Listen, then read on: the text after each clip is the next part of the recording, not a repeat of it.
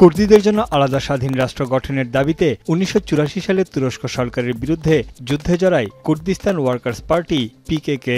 ৪ দশকের সশস্ত্র সংঘাত ও সহিংসতায় প্রাণ হারিয়েছেন প্রায় ৫০,০০০ মানুষ। তুরস্ক ছাড়াও ইরাক, সিরিয়া ও লেবাননে গোষ্ঠীটির সামরিক ঘাঁটি রয়েছে।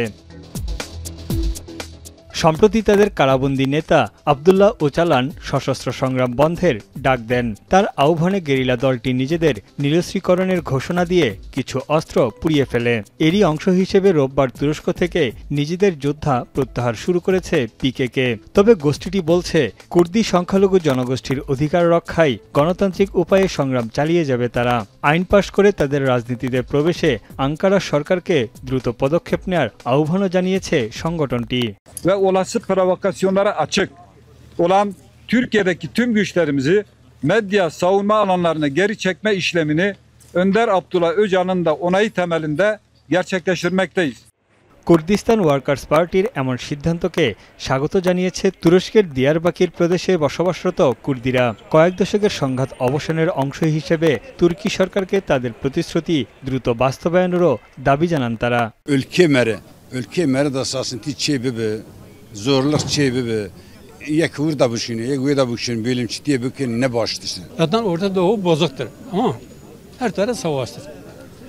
Önce zaten bunların gayesi Abdullah Öcalan'ın serbest bırakılması. Kan akmasın, barış olsun, başka da bir şey istemiyorum. Yani bunu samimiyetle söylüyorum. Budur, başka bir şey söyleyecek lafım yok.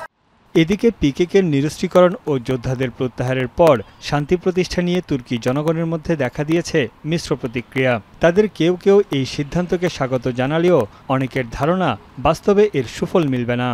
Can ve mülk olarak gerçekten millet çok korkuyor. Ya PKK'nın her türlüsü bence ülkenin dışında olmalı. Sefaletin olduğu bir yerde PKK'da gitmez, şeyde gitmez, silahta durmaz ama inşallah.